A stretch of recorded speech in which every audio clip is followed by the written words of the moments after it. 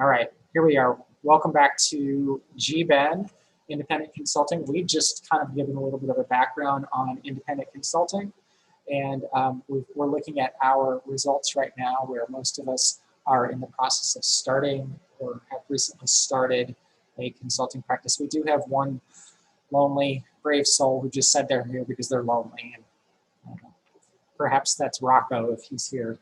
I can pick on Rocco. He's one of our board members at EASL. Anyway, getting back, I was talking about my origin story. So I went to a breakfast that my provost invited me to. I was the director of institutional research, and I had recently completed working at a research institute for studies in education at Iowa State University, and where we did nothing but program evaluation. It was what I was doing as a grad assistant, so I could just get my PhD paid for. I was introduced to the superintendent, and he says, "Hey, we have this math and science partnership grant. Do you know anything about program evaluation? Can you help us out?" And I said, "Well, that's what I did for the last 4 years." So he said, "Which, we can work out a contract. One thing leads to another. I need windows. He has money. He wants me to do something that's relatively simple. They like what I do, and they said, you should go in on another contract with us." And so they wrote another proposal. I put in my piece into it, my evaluation section and my budget, and lo and behold, it got funded. And then we had another one get funded, and we had another one get funded. And then I had 4 programs I was supporting on the side as I was a director. I had a full-time job, a really important, busy job. And then I wrote another one that was worth, we wrote it for $70,000 a year, and it got funded. It ended up being $30,000 a year. That's a long story, not very interesting, but that was the tipping point for me. And I said, okay, well, I have been converted by market demand, as my accountant liked to tell me.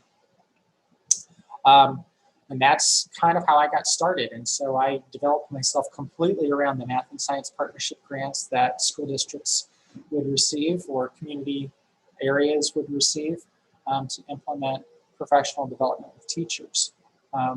I was talking about how I found quickly that my practice turned. I was completely invested in one type of funding, and something happened strategically and politically at the state level, and all those grants started to go away, and I had to change things up.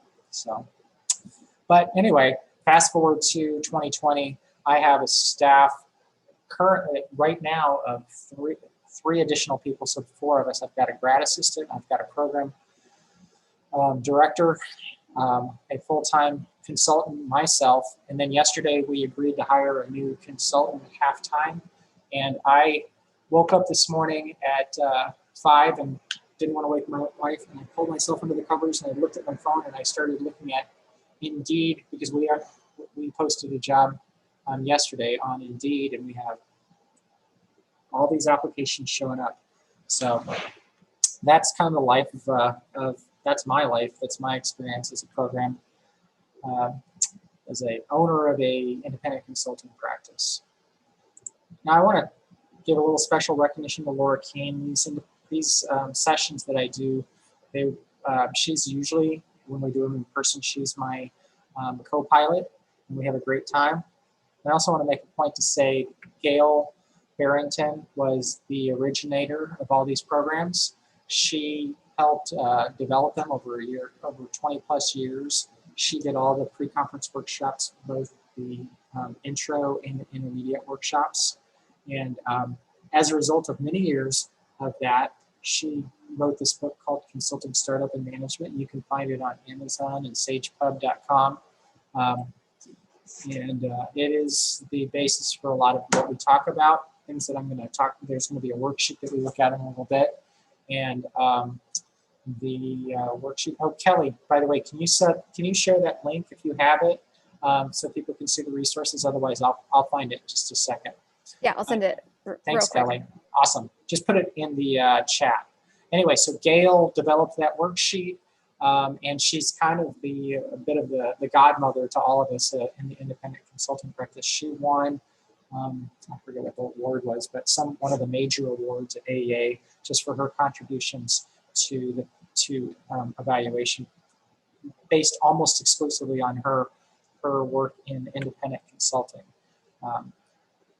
I have since taken on the majority of that role. I think she still does workshops. In fact, she's going to speak on our Thursday sessions, which I think Kelly has put out an email to you guys about on every Thursday, and I'll get some more into this detail. Every Thursday we meet at noon Eastern, and we chat about another independent consulting topic. It's something that I host with my friends Ann Price and Susan Wolf, and we typically one of the three of us take on a 15-minute session, and then we chat, and we sometimes just talk about our dogs or our children, and other times we talk about independent consulting things, but most of the times independent consulting things.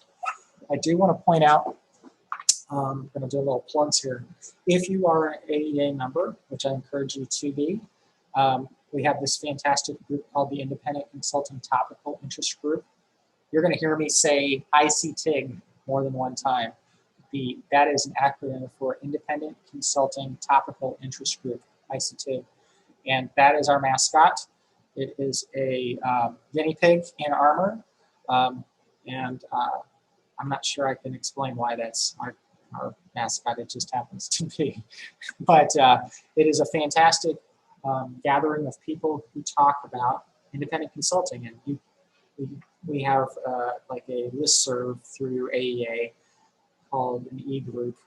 And people ask random questions all the time, like, what kind of insurance do I need? Or how do I hire an employee? Or anything. And quite literally, within 10 minutes, if not quicker, you will get a response, because, well, I think some of us are lonely, and others, we just have people who are really committed to the community. So know that that's out there as a resource, and I highly encourage you to get involved. Last December, about a year ago, we saw come to fruition something we've been working on for about 3 years, and that was this New Directions for Evaluation journal that my friends Norma Martinez-Rubin, Amy Germuth, and myself edited. It was this volume of 13 chapters all about independent consulting. We had the TIG had found people who had published a previous version of this journal in 2005, I think it was, and then we did it again in 2019. And so I highlight, all these are great, none of these are bad, but I highlight a couple things. We're going to talk, number 2 today, a little bit about the results from that Independent Consulting Topical Interest Group's decennial survey, the 2015 decennial survey, which seems to happen every 12 years, but who can count? I mean, isn't that funny? A bunch of independent consultants can't count. But we did that survey, so we know a lot about what's going on in people's minds. We're going to see some interesting facts in a little bit. In that tiny URL GBEN link that Kelly just shared in the chat, you can find the article from Amy Germuth, chapter number 3, Succeeding as an Independent Evaluation Consultant, Requisite Skills and Attributes. I think it's a fantastic way of thinking about this. And then if you just haven't had enough, you should read my chapter 4 on applying business management approaches, which we're going to touch on a couple of those concepts today as well about niche marketing. And there's so many good chapters in here. I'm a little bit biased, as you can imagine, but I will say definitely check out chapter 8. That's written by Stephanie Evergreen and Nina Sabari, and that's branding. If you have any interest in international evaluation, you definitely want to come to our session on December, not coming to me right now, I think it's January 10th. The folks who wrote the chapter, Bridging Divides and Creating Opportunities in International Evaluation Consulting, that's Nils Young and Svetlana Negris-Trueva. That chapter is fantastic. It is the how-to manual on how to do an independent consulting practice in international evaluation. I read this and I went, I don't want to do. It was like the Matrix. You remember the Matrix? It was just like, I know international evaluation. I know how to do it. After reading this chapter, is fantastic. And if you are thinking about consulting after 50 or as a second career, chapter 12 is Gail Barrington's chapter. And all the other chapters are great too, but I'm not going to talk too much about that. So today today we're going to talk, here's our learning outcomes. We're going to talk about consultant attributes and Moxie. We're also going to spend some time talking about that survey that we did in 2005 and what we found. And then we're going to talk about how to identify a niche. And all of this is hopefully a good background and a premise for whether you want to go in and start an independent consulting practice. And if we have time, networking and marketing. I'm not sure we're going to get to that.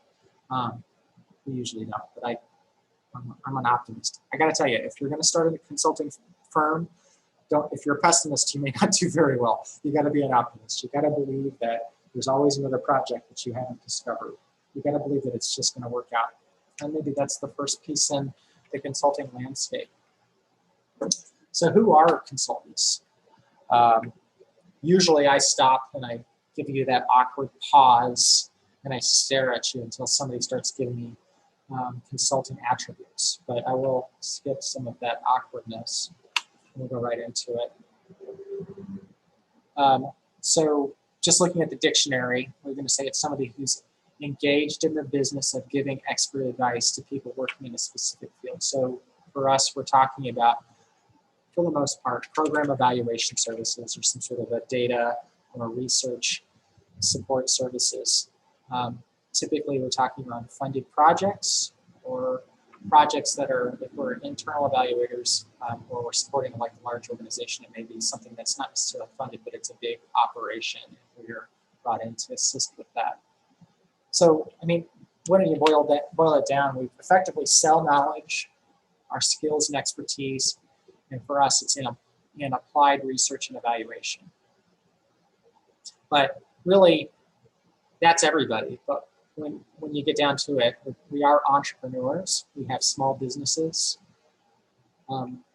We know that within the American Evaluation Association, our TIG, the Independent Consulting Top Interest Group, has ranged in size from about 578 individuals way back in 2003, so 17 years ago, to about 1,500 in 2013.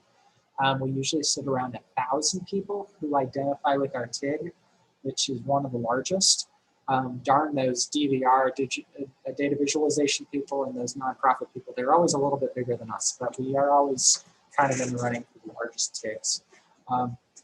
We may not have the most presentations at AEA, but I guarantee you we are the most active outside.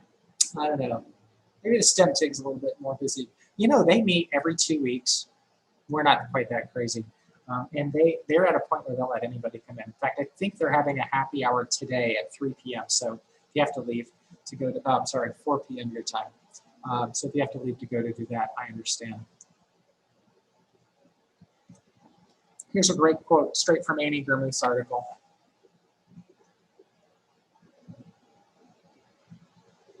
And when things are really great, this is exactly what it's like. This is my week this week. Like I said, I was working Sunday night. I'm putting together a budget for a corporate meeting with my wife. We were going to do one sooner or later. And she says, let's do it tomorrow morning at 7. And I went, great, then I'll see you tomorrow morning at 7. I'm going to go to work for the night. And, you know, I'm in the process of hiring. We're in the process of identifying a new site. We have 10 new sites, a new program coming on. It's just, we have 24 projects, always something going on. It's a 75-hour work week. But you know what's great is I got to create this thing and I'm developing it. It's not about me. It's about my ideas and really the developing ideas of others. But it's pretty exciting to do your own thing and not do somebody else's thing. You just have to get on board with them. So why do people consult? The main reason is there's a lot of freedom with money. And there's a lot of money involved with consulting. It was a real eye-opener for me because, as I told you before, I worked at a research institute at a university, at Iowa State University. It was a fantastic place. I loved it. And when I saw this consulting thing, this whole evaluation business start to come and become a real deal for me, I thought, well, I should create a research institute at the university I was working for. So I went and I created this very elaborate proposal and I sent it on to the executive vice president for administration. And I talked to my boss, the provost. And anyway, so they didn't respond. And to this day, I actually don't know why they didn't respond. I got really upset. And I wrote out this long memo and I says, if you don't respond and bring me in, I will leave and I will take this more than $100,000 in revenue I have scheduled for 2011 with me. And I wrote it all out and I looked at that thing and I never sent it. And he said, I don't know why I'm trying so hard to get these people to understand I have all this money. And then I thought, what's the worst thing that could happen? I could figure out how to spend this money and keep it for myself. So I had these projects and I said, all right, well, we're going to figure out how to start an S Corp. And I started my own independent business that is a for-profit business. And I never thought I would do that because I was always going to work for a university for the rest of my life. But, and I never really looked back. I actually did turn around and give them a $1,000 donation for a brick. So it made me feel a little bit less guilty. But, you know, it was their fault for not doing it. But independent consulting is lucrative. Another quick story, when I was thinking about going into independent consulting, I talked to another independent consultant and I said, why did you do this? What's that like for you? And she says, I've made 3 times my salary, my previous salary every year since I left. So independent consulting is lucrative. I do want to take a step back and say, with regard to working in the work that we do, I think we have a great job. According to Glassdoor, I think this is the 2019 survey. Quick note, Josh, I don't have video screen flickering on my end, so I'm not sure if that's something with your computer, but maybe other people are experiencing that. But if you look at the top jobs in America, often we'll have people kind of guess. You'll find that at the very top are data scientists and data engineers. Now, I think we can all make a pretty good case that we are not data scientists or data engineers, but we share a lot in common with them, particularly data scientists.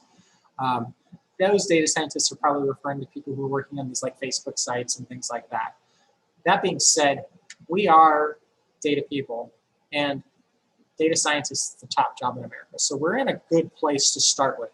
And secondarily, if you look at US News, best jobs, the second best job after software developer is a statistician. So we're kind of in a place of demand. So what I'm trying to tell you here is, regardless, if you go out and you fall on your face with this, you probably have a pretty soft landing because you could turn around and you should be able to find another quote unquote real day job. That was my argument to myself and with my wife, saying, I have some pretty mad skills here, and if I go out and try this and if we fail, then it's not like I won't be able to find a job doing this anyway. So just know that, put that aside. All right. So as I was talking before, we did the survey in 2015. We looked at all those people who identify with the independent consulting TIG, and we sent a survey to them. There were about 1,000 people, not quite 1,000, maybe 800 or 900 that when we sent out the survey. We received responses from over 300 of them. I think I've got the statistics on a later slide, I forget right now. But we narrowed that down to the 17 individuals who responded, who were in their first 5 years, 0 to 4 years in practice. They were full-time, dedicated to the practice. They did not have another job, and they did not have any employees. If you hear the honking, I have to apologize. From time to time, I'm going to get interrupted because I'm right on the edge of a very busy street in downtown Edwardsville, and there's no left on the red light over there, or on the green light, and so people honk all the time. Anyway, so we surveyed all these consultants, and we had 17 who were basically just getting started out. They've all committed to their practices. They had no employees. And here's what we found. We found that they were 82% women, 45% had PhDs, and they were between the ages of 33 and 55 years old. And I like to say, if I were to create a made-for-TV movie and I needed to cast the character of the new independent consultant, evaluation consultant, I would cast it with, oh, come on, Mayim Bialik You know her probably from Blossom and the Big Bang Theory, but if you know anything about her, she's actually has her PhD. And so I think she'd be perfectly cast in that role. So considering, we considered some more things. So we asked him some questions. So why do you consult? What are some of their responses? They said, I love the independence. I decided it was time for me to work for myself rather than somebody else. I like freedom and creativity. I want flexibility.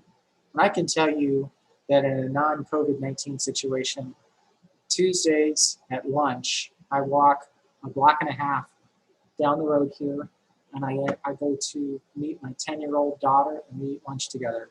And I guess you can certainly do that, but I don't have to ask anybody permission, and that's pretty fun to be able to do that. They also said they liked it because of the money that they were able to make. It felt like they were being ripped off by their previous employers. And this person kind of repeated what that other person said. I make 1.5 times my old salary. I work fewer hours and I choose my own projects. On the other hand, what do people worry about? You don't even have, I could ask you, you could put in the chat, what do you worry about? You're going to come up with these exact ones. The uncertainty is the first one, right? I'm always concerned that my current projects are going to dry up, but something always pops up. And the truth is, if you've got a good foundation, and we'll talk about foundation after the break, if you have a good foundation, then something always does pop up. This is kind of the crazy thing. I think people who are considering starting their own consulting practices don't think this, but oftentimes our big worry is how do we do all the work that's come in, because we never anticipate to have so much work. I can never take a vacation because there's no one there for me. I can't take on more work because I'm a one-person shop, but I don't have quite enough to hire a person. And I certainly was in that situation for about 4 years or 5 years. And this is the big one, marketing and soft skills. I'm an introvert. How am I supposed to talk to people? How am I supposed to go out there and schmooze? Like I said, I'm not sure we're going to get quite into the marketing piece, but I'm going to tell you this. I'm going to take a quick aside and tell you this. The people who are really good at this work are probably not that much like me. I've done very well, but they're the introverts. And I know a lot of you guys out there probably think I am a data person. I want to sit behind the computer. I'm an introvert. I can't talk to people. Getting on the phone makes me anxious. But I'd also be willing to bet if you're anything like a lot of people I know, including my wife, they're fantastic with certain people. Like they're very communicative and they enjoy what they do. And when they get into a situation where they're comfortable, things go very well.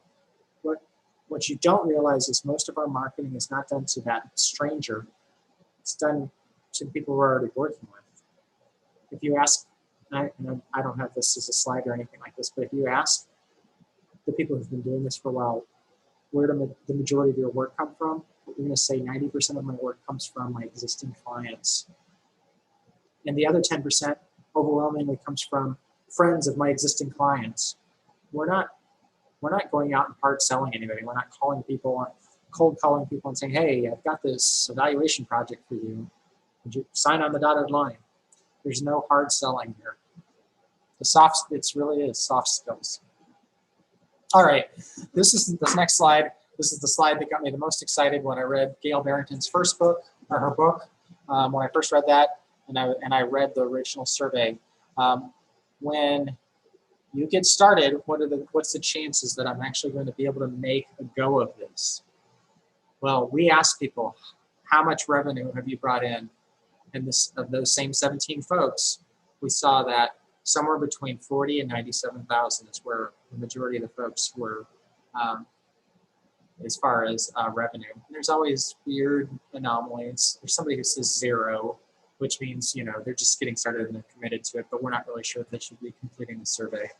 But anyway, I loved reading this because it said to me, there are other people out here who just got started and they're just like me. how am I supposed to do this? And this gave me another little nod of, hey, this is totally possible. And I love this next slide even more because it gets better. After you've been doing it for about 5 years, you figured out how to do it, and you get up to about a median of about 123,000. And people who have been doing it for 10 years. And again, these are all people who are single people. They have no employees. So when you have employees, you frequently have more revenue, so you've got more expenses, and you get how that works. But it gets up to 142 when you're 10 to 14 years. But it goes down at 20 years. So feel free, anybody, I want you guys to write in the chat box, why do you think it goes down when you're at 20 plus years while I take a drink of water?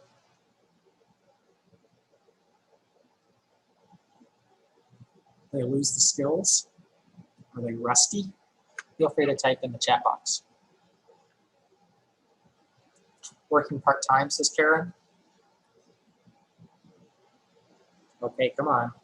Maybe people have earned enough in their first 19 years that they don't have to work as much. I think Josh is onto something. I don't have any hard evidence here. Striving for different work-life balance, get to pick and choose their clients. Patrick, I think you just nailed it. It's exactly what I hear from people. I don't have to do that. I don't have to do that. Usually there's a bit of an attitude in that. I did that. I'm not doing that anymore. I hear that. I pick and choose my clients. That's what I think Patrick said. And I don't have to work that hard anymore. I've got things set. We've set aside some retirement, and I'm making plenty. Why do I need to work so hard? And so they choose the people that they want to work with, so they have a better work-life balance. So I think somebody had written to. Oh, their rate has increased, so they're working less now. That certainly is the case. I don't think I've ever had somebody write that, Trish. I'm glad you pointed that out. It's an important thing to think about. We don't get into rate setting today, but when you set your rate, oftentimes you have to do a lot of work at the front end because you don't know as much about what you're doing. And when you're 5 and 10 years in, you can do things a lot faster. So you can justify raising your rate. So when you're 20 plus years into this practice, hypothetically, it could take you, what takes you 1 hour might take another person 5 hours. So you can feel justified in raising the rate. Very point. And that's actually another reason why you can work less, because we didn't do it. It's an interesting question. I wonder if we have the data for that. How many hours these people are working. Anyway, relative to how much they're making. Okay, never thought to do that. All right, something for the future. All right, so we're at that point where we talk about, do I have what it takes? We're going to go through this handout, and you have links to it. And we're going to go for about a 5 or 10 minute break after I walk you through it. I'll give you guys 5-10 minutes to reflect on it, and then we'll come back. So we're sitting at 20 before the hour. 20. I guess for you it's 3:40. For me it's 2:40. All right, let's look through this worksheet. So I'm going to pull it over. I don't know how to do this. I'm going to put it in the window. All right, so if you have this, follow along at home. If you have the link, you go to that link, you can download this, you can print it, you know what, I actually should set this up as a PDF so it can be a form that you fill out. That's another good idea. I'll do that for the next group. This is something that typically we print, old school, with a printer and paper, and people fill out with a pen at little round tables where we all sit together and breathe each other's air. It's crazy. Remember those days? Anyhow, so this is a worksheet and handout, and we have a whole packet of these things for our workshop. But it's just a way to think about what someone somewhere decided were the kinds of characteristics that are typical for independent consultants or people who are starting their own business. So there's personal, just a belief in yourself, adaptability, endurance. You have core values, and certainly you should be probably referencing back to some of the values that we have from the American Evaluation Association about ethics. Do I value my clients as collaborators? Am I learning what I need to know right now. Social. This was a struggle for me. I'm not good for sitting in my office, and I'm in a different office now, but I was in the room across from my son's room, down the hall from my bedroom, by myself. And I certainly had interaction. I would go see my clients, because we did that back in the day. And they didn't know how to use Zoom back then. Wasn't it funny? I don't know if any of you guys used Zoom a lot beforehand, but as an independent consultant, I would do almost all of my work on Zoom, or I'd try and go see my clients when I could, but I didn't get to do that much. But everybody got on Zoom and they're like, oh, I'm so fatigued. I've got Zoom fatigue. And I said, welcome to independent consulting. So it is one of those things that what you've been experiencing by staying at home and that isolation is a bit what we feel like as independent consultants. I certainly have staff now, and it's actually kind of weird on a different end, because I don't get as much done. We got to talk about stuff all the time.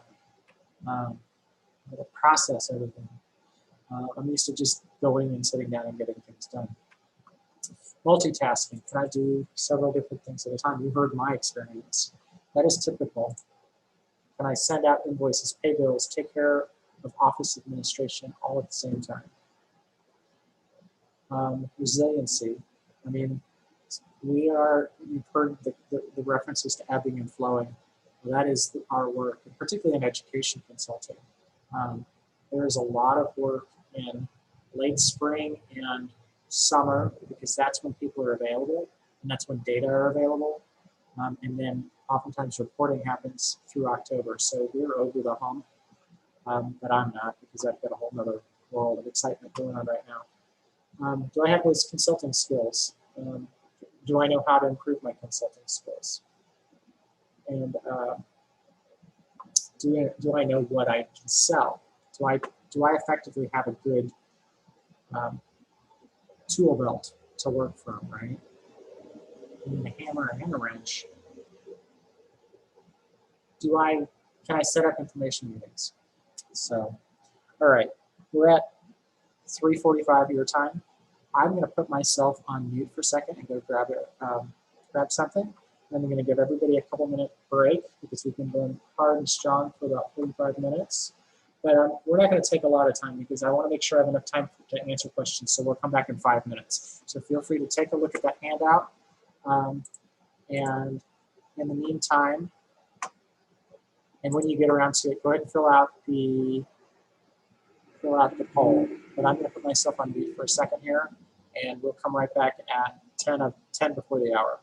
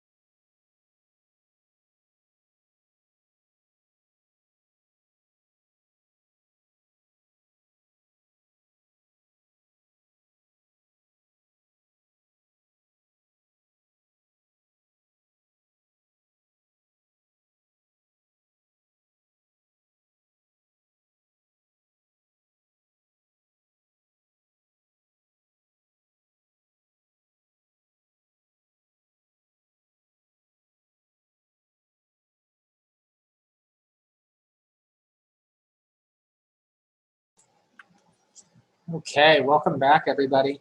Feel free to complete this Moxie scale in progress. This is a scale that I'm not sure that Gail meant for this, but what happened was a lot of people would ask about Moxie. What is a Moxie? What is this Moxie? And so it just became kind of an ironic, well, crazy thing that people were asking. I don't know if it's ironic. And so we would always end up talking about Moxie. And so I decided that this little poll that I had to make up, because I started doing all this online, figuring out Zoom and the polls, we were going to call it the Moxie scale. So I'm going to end polling in 5, 4, 3, 2, 1. And let's share those results. You guys are overwhelmingly at number 3. I have a lot to learn, but I feel somewhat confident. Yeah, you read those questions and you have every reason to stop and say, I'm not super confident. Maybe about 3 people who feel confident, but a little nervous. There's a lot of doubts in one person's mind. It's probably the person that was just here because they're lonely, right? Okay, I'm gonna stop sharing those results. Let's move along. So, oh, by the way, what's Moxie? Turns out Moxie is actually soda. It's a brand of carbonated beverage that was among the first mass-produced soft drinks in the United States. And continues. Maybe you know this because this is your area, right? It's particularly popular in New England.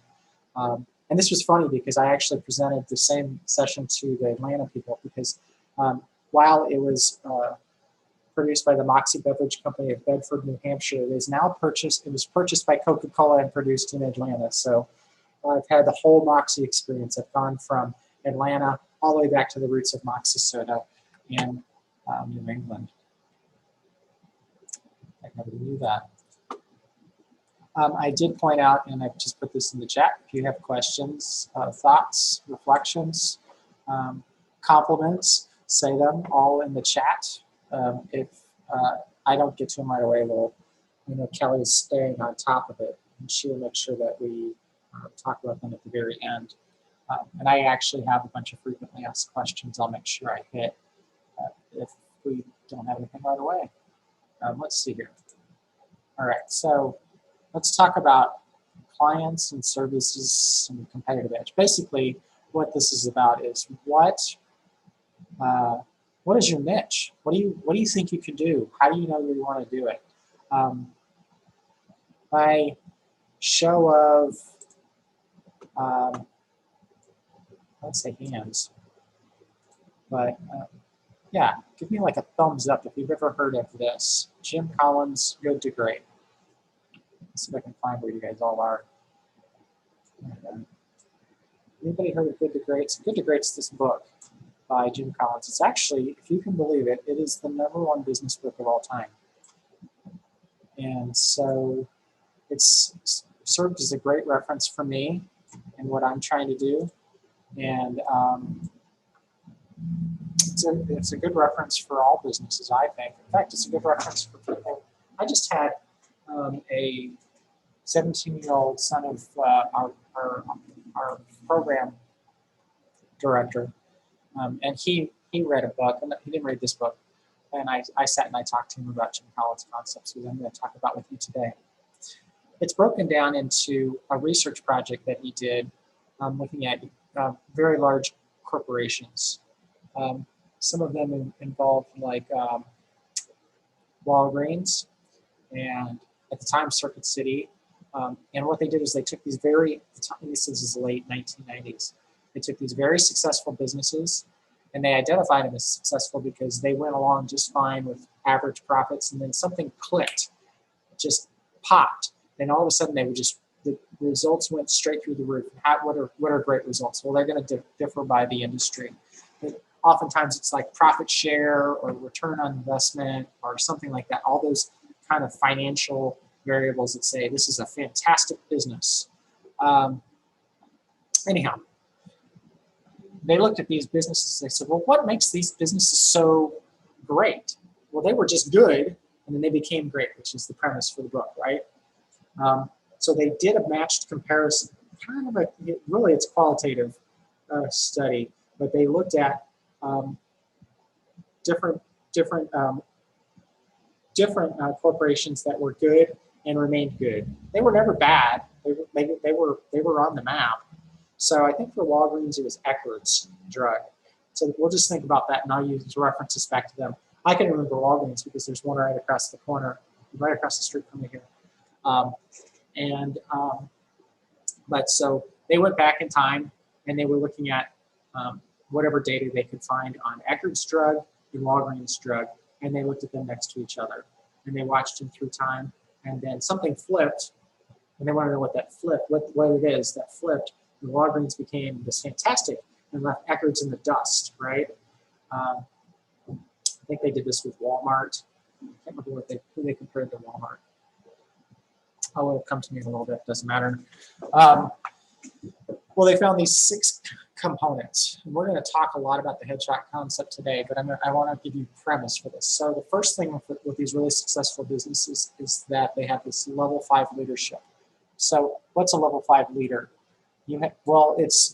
It's level 5 is obviously higher than level 1, 2, 3, and 4. The level 1 leader is typically that really terrible boss you had back in, when you were working at the Dairy Queen back in high school. It's that boss who like played favorites and always forgot to put up the schedule on time and was just a real jerk. That's a level 1. Level 2 is somebody who's perhaps competent, but they're not going anywhere in life. They're just stuck there.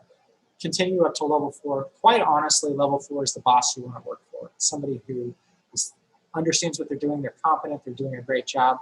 But then once upon a time, every once in a while, someone rises to this level of a level 5 leader. And this is what they found with these businesses. These were extremely competent people, but they also had 2 things. They were disciplined towards the mission of the organization, and they were selfless. They put the mission before themselves. Yes, they were going to make lots of money, but the business came first. Whatever they did, they stood behind the business. They didn't need to be the cult of personality. They didn't necessarily need to have their name on the business, although sometimes their names were on the business. And that's what they found. Second thing, great businesses put the people first. They brought people in who belonged in the business, who worked well together, who meshed, right? And so they use the bus analogy. First who, then what? Who do you want to put on the bus? But also, in these bigger businesses, we don't have to worry about this when we're first starting our consulting practices up. We take the people who don't belong on the bus off, right? People who are standing in the way of progress. And it is a reflection whenever you start to get to the point where I am when you're hiring people. Who's going to fit well within my business? But what's really fascinating about this, and I was just explaining this to my wife, I said, you got to remember, we put good people into our business, and we develop our business around them, because this is a business of people. There is a niche, and we stick to it, but we do have room to grow within our niche, so there's flexibility there. Well, within this situation, they confronted the brutal facts, and we all need to do this in our personal lives too. What are we really great at? But really, more importantly, what are we really terrible at? What should we not be doing? We need to stop doing those things. So for Walgreens, to use their example, they were the originators. They were the originators of the milkshake machine. Remember when people used to have soda counters? Well, they created the milkshake machine so that people could come and sit at the counters and drink the milkshake. But they realized there was no profit in that, and that wasn't going anywhere. And so they needed to stop doing the milkshake machines and the soda counters, and they needed to focus on what the opportunities were. And I see your question, Karen. I think I'm going to get to that on the next slide, actually 2 slides from now, because it's perfect into what we're talking about. So in all of that, they've realized these things, but then they come up with their Hedgehog concept, which is the premise for the next 2 slides. It's that niche. What are we good at? What do we want to do? And once we've identified that niche, who we want to serve, we have a culture of discipline towards who we want to serve. We focus our attention on it.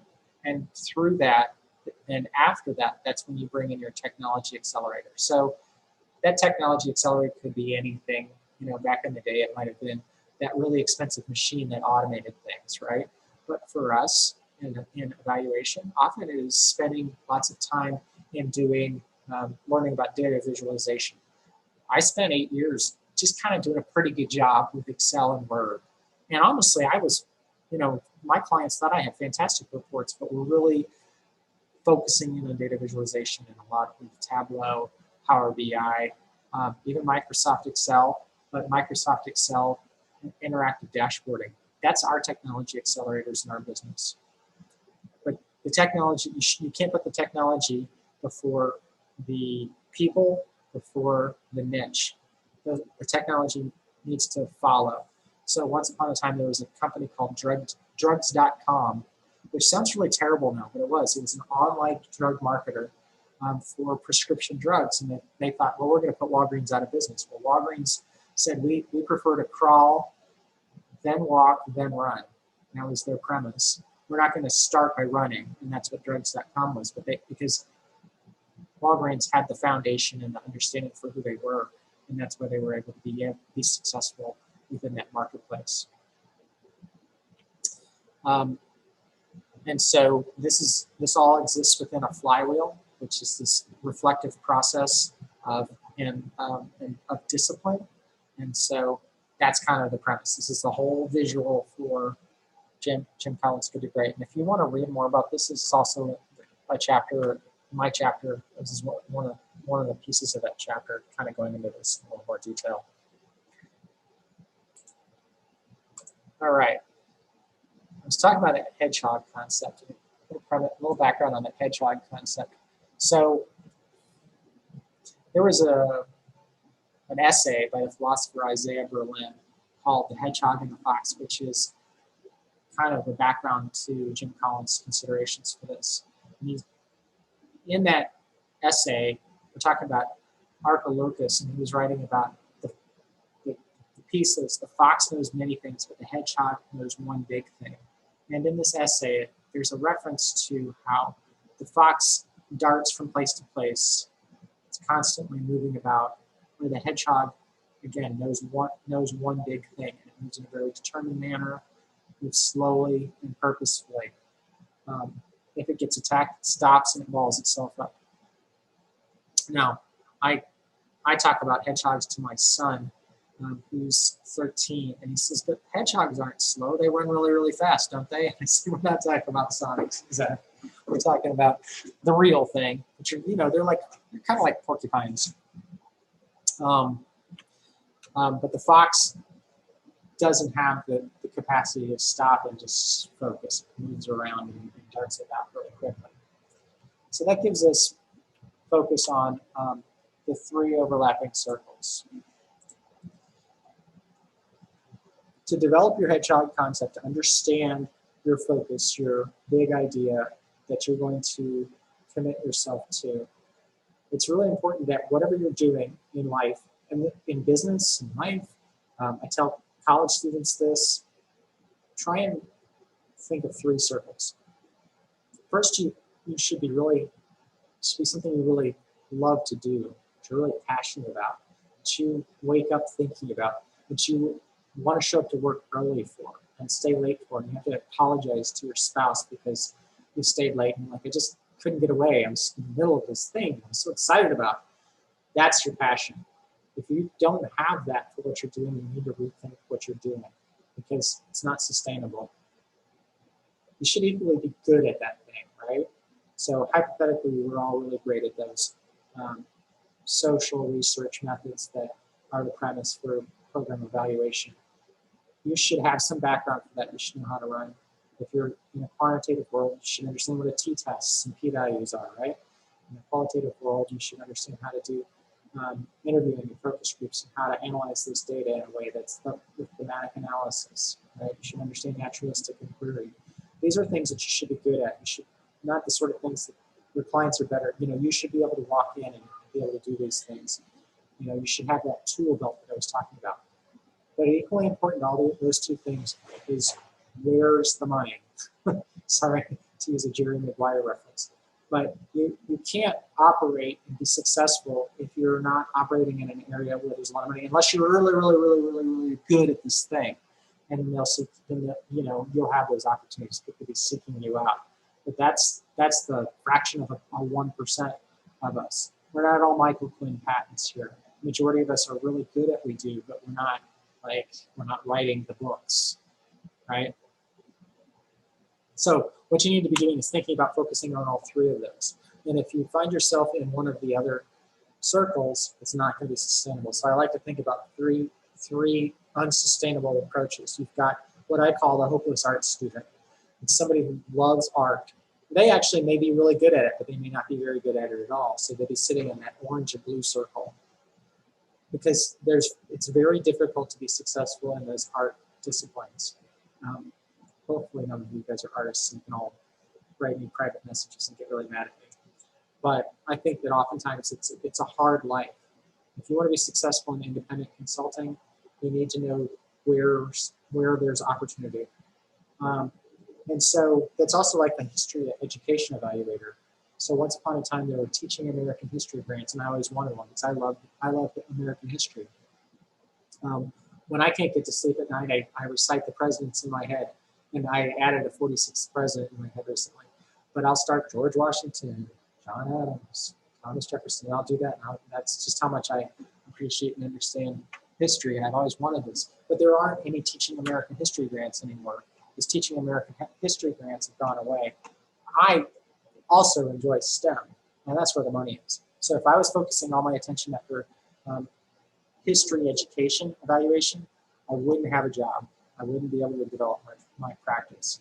So thankfully, I enjoyed STEM education as well. All right.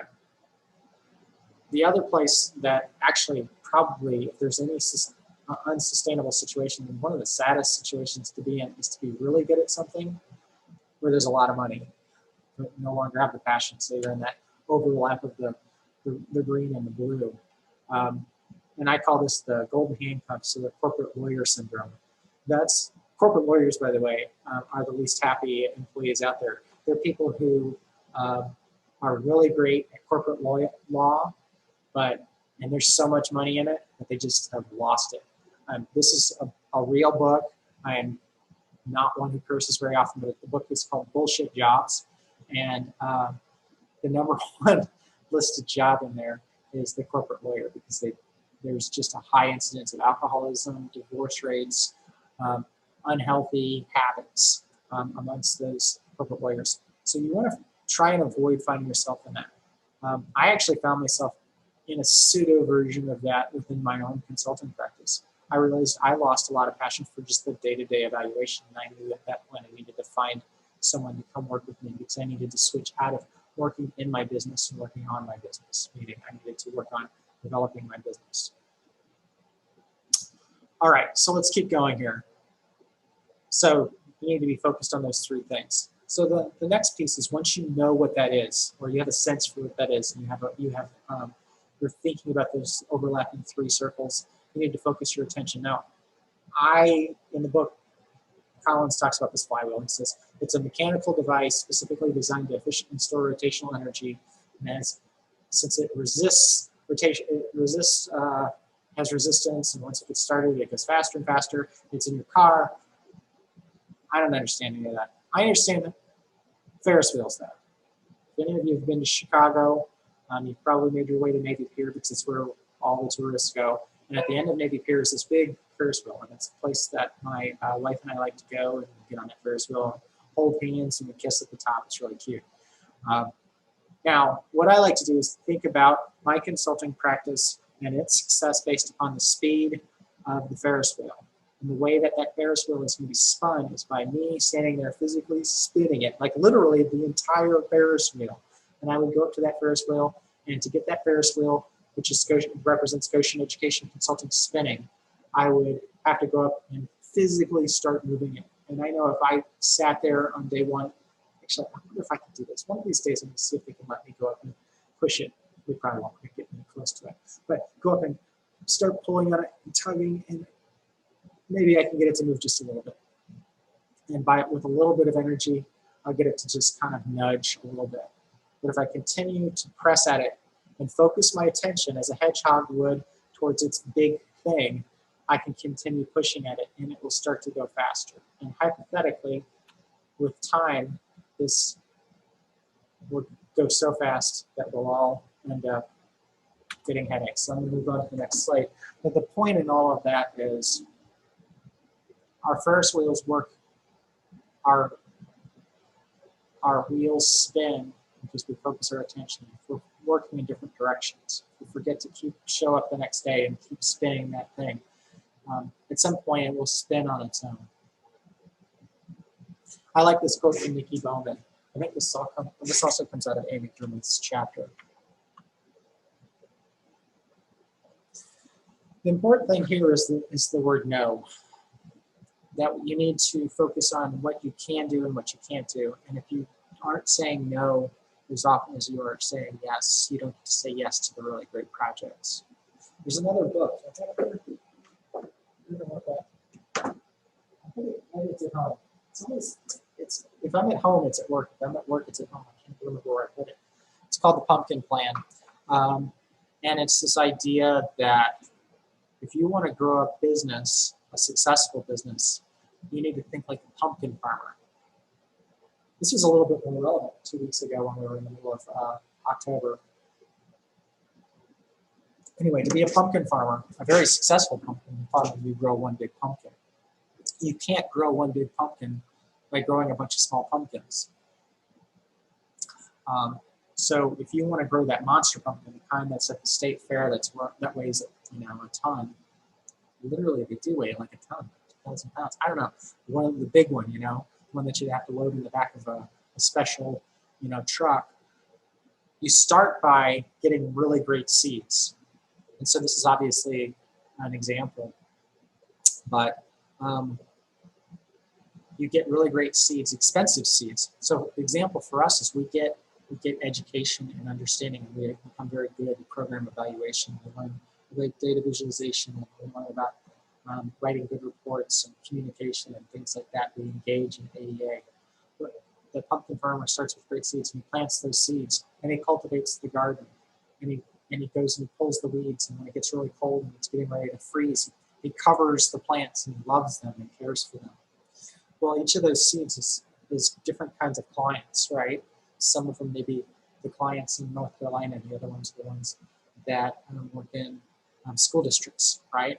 And they become different sectors. You start to see them as their own plants of sorts. Well, to be really great, to grow the really big pumpkin, you need to, at a certain time, which is going to be the big pumpkin, and you focus all your attention, focus your watering and your fertilizing for that one pumpkin, and you pull those other plants out. In our experience, you stop serving those counterproductive clients, the ones that are costing you money, the ones who don't pay you on time, the ones that continue to ask for more and more edits, when you should be focusing on the clients that you love you, that resemble you, that you enjoy being around, and who are very profitable. And if you spend more time with them by watering them and feeding them and taking the time and doing a great job for them, they will introduce you to their friends and they'll give you more work. And that's how you develop a good consulting practice, just by continuing to show up, pay attention to the clients who are the ones who are awesome. Here's another great quote from Alan Weiss. And this is a super important one because a lot of us are contractors. So he likes to talk about the consultant as the person who provides added value. And this was a really I had an aha moment when I read this. And what was really interesting was Amy apparently had read the exact same book and she had the exact same experience, because she put this as a quote in her chapter. It was like, you jerk, you got my quote. How did you know that? Anyway, so I like to think about it like this. Now I want you to think about this when you guys go out there in your consulting practices. So almost all of us we are all contractors. We're doing contract work. People say, I need you to do this. Here's a contract. I will pay you when you do these things. And usually when you get started, you're doing what they tell you to. But the best of us try and become entrepreneurs, or the consultant that Weiss was talking about in the last slide. So a contractor provides what a client wants. And you'll see these RFPs that are released to try and attract evaluators to do a work that's all laid out. It's all scheduled out. We're just going to do what they say. remind me, I'll tell you what I think about that in a bit. But what you find is when you get involved with your clients and you get to know them, and they get to know you, and you're active in their professional lives, you realize that something happens here, that you're no longer listening to them, they're listening to you about what needs to happen. And what that is a value distance. And that's literally real dollars, what we're talking about here. You're providing them with more value because you can help them understand their business in a way that they haven't thought about it. They are considering program evaluation in a way that informs their process. They're taking their positive program evaluation and they're writing more grants. They're replicating their programs. They're taking their $250,000 projects because of your program evaluation, and they're writing proposals that are now worth $2.5 million. Or like what we did, we had an Intel Math grant. We did a quasi-experimental evaluation approach, and then we turned around and we used those results to make a case that they should do this as a statewide program, and they listened to us. And they gave out millions of dollars to do Intel Math. But the contract went to somebody else. I didn't get that contract, but it doesn't matter. We live and we learn. It's politics in Illinois. Did you know that most of our governors are in jail?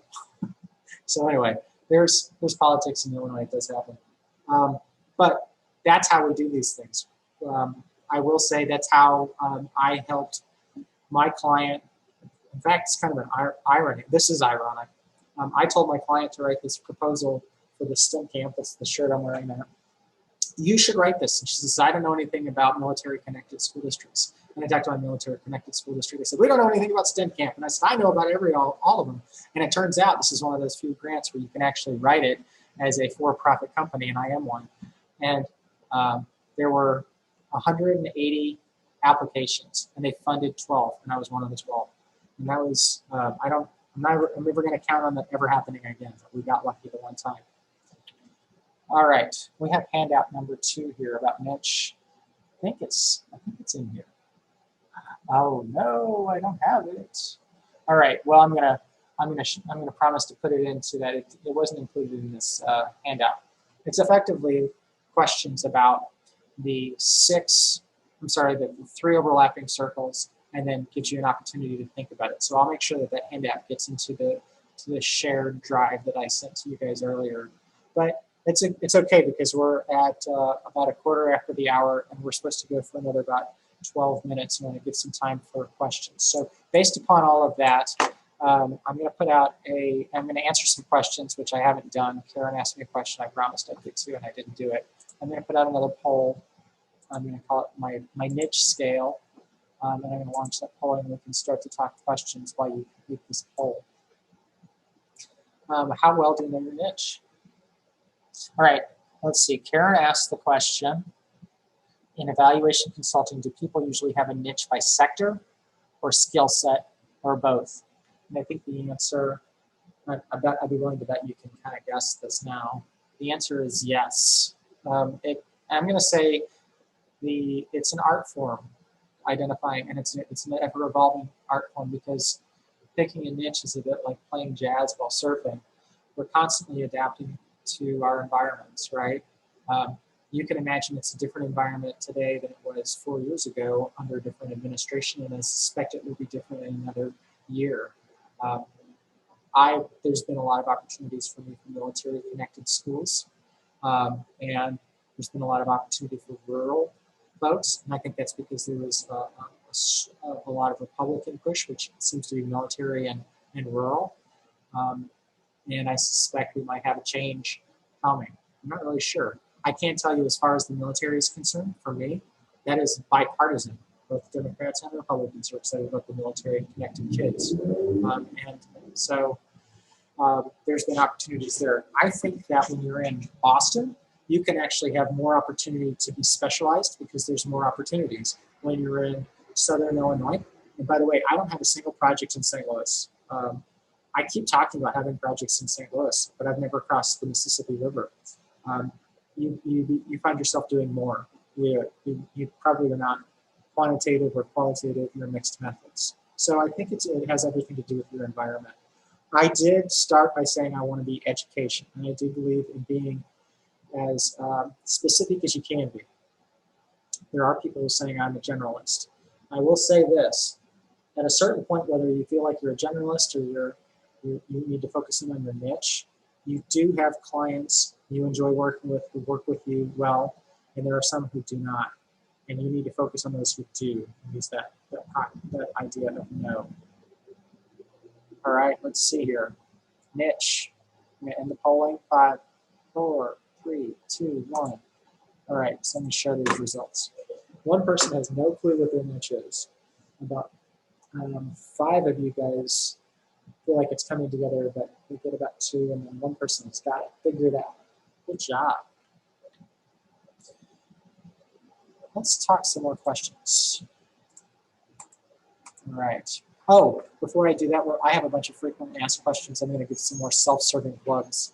These have all already been put into the chat box. Every Thursday we meet. You can click this link. It's in your resources. It's in your chat box to register. We have lots and lots of sessions, and we just sit and talk about independent consulting topics. It's free. We don't charge anything. I don't know. Someday maybe we should charge. I don't know. My premise is I don't believe there's any point in charging people because I'm never going to make that much money off of it anyway. And I'm still trying to get my voice around this anyway. It's like a stand-up comedy job. Maybe I'll write a book someday, but I don't see why we'd ever want to charge people to join and talk about things like this. It's too much fun anyway. So the more the merrier. Thursdays, we usually have somewhere between 8 and 20 people show up. And I do a lot of the sessions, probably about half of them. The other half are guest speakers or Susan or Ann. And I should point out this Meet the Pros session. This is a great experience. If you don't ever want to do anything, you just want to do one thing. It's a 2-hour session. It's again at noon on Thursday, December 10th. That date is wrong. It's totally wrong. It's December 3rd. I'm sorry, guys. I just realized that it's December 3rd. That's the wrong day. If you hit the link, you'll see automatically it's December. Yep, December 3rd. You see it. Kelly wrote it in there. Thanks, Kelly.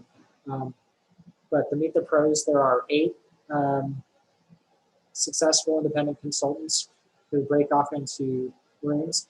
And so we do it roundtable style, but we do it speed dating style. This is awesome. And so you go into a room, they present a topic for about 3 to 5 minutes, and then they talk about it for another 5 to 10 minutes, and then you get up, and in a physical setting, you get up and you walk to another round table. Well, we're going to figure out how to do that with the breakout rooms. And so that happens for about 2 hours on December 3rd, not the 10th. The resources, which will include the last worksheet that I forgot to put in there, will be there. And as you can see on the other slide, that's the YouTube channel. You can find all of these topics, plus a couple more because this slide's a couple weeks old. But this is the stuff that we talked about today in niche. I covered then. I probably should do it again. I did it back in May, so I'm not even sure what I said anymore. Talk marketing, setting your fees, all these things. Evolving your niche. You want to learn more about niche. Talk about office space. All those things are there. Oh, same thing. I've got my contact information in these slides, but let's take a couple minutes. We've got about, according to my watch, about 7 minutes for questions. Here's questions that I hear a lot. Is now a good time to become a consultant? And we did write this during COVID, and this original question was a COVID-19 question. I think and feel free to, as I'm answering some of these questions, feel free to throw questions out there if this jogs your memory. Feel free to throw that out there. I think the answer is, do you understand your niche? I do believe that we never let a good problem go to waste, right? So what's the phrase? There's a Winston Churchill phrase, never let a good crisis go to waste. There's been a lot of things turned upside down over the last 4 years under the current presidential administration. Some people like that, some people don't. It was certainly intentional, and it's created a lot of opportunity. And I think there will continue to be more opportunity, particularly as it looks like Joe Biden will become the new president, and that his administration will work to correct things. There'll be great opportunities in all this. So I think the answer is it depends on whether you feel like you understand your niche. Like if you understand your niche, it's in line with everything else. Yeah, I think it's a great time to become an independent consultant, particularly if you're in public health. My public health friends they can't find enough hours in the day. Is pro bono a good way to get a good start in consulting? Pro bono is, I gotta make an entire session about a pro bono. In fact, you know what, good point. I'm gonna do that as one of the Thursday sessions. The whole pro bono conversation. It's a great way to do it, but there's a couple things to remember about pro bono work. So the premise about pro bono work is I'm going to do something for free so that I can get skills and I can use that to market myself. You need to make sure you put some limits on your pro bono work. If you have a choice between doing something for a reduced rate or free, take free. I know that sounds painful, and I know we're all trying to make enough money to get by, but if people get used to paying you $30 an hour, they're gonna be a little bit frustrated when you're gonna charge them $60 or $80 or $100 an hour, because you've got them used to your price point. It's better to charge them nothing and then get them used to your program and then make sure they're aware of your value. So let's just say you identify your price value at $100 an hour.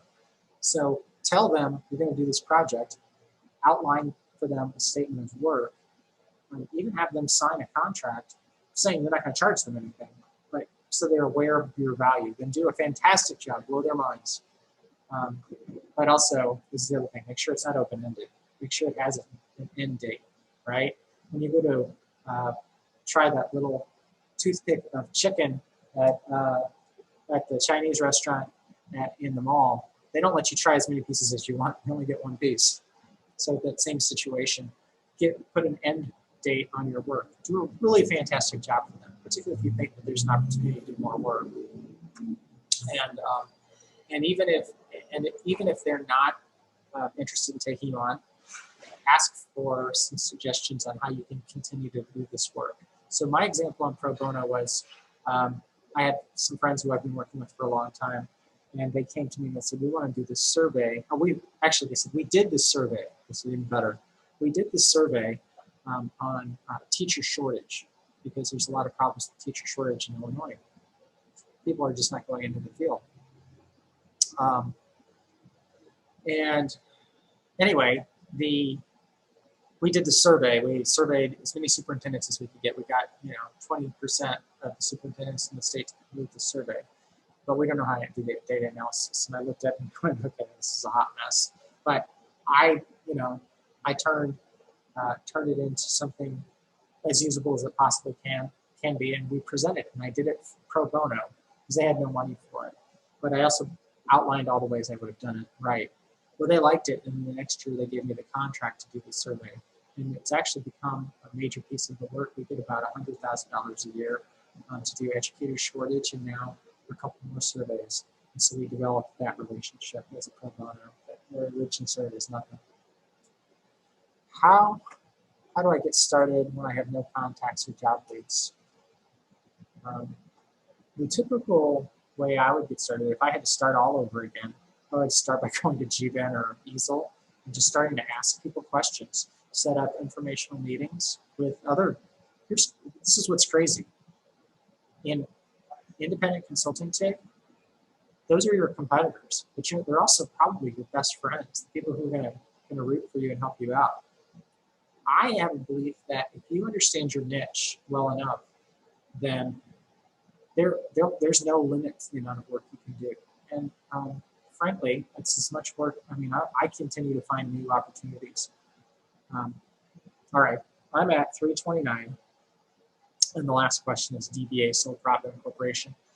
Most people start as a sole proprietorship. They start working for themselves, and they do business as, Feldman and Associates or something like that.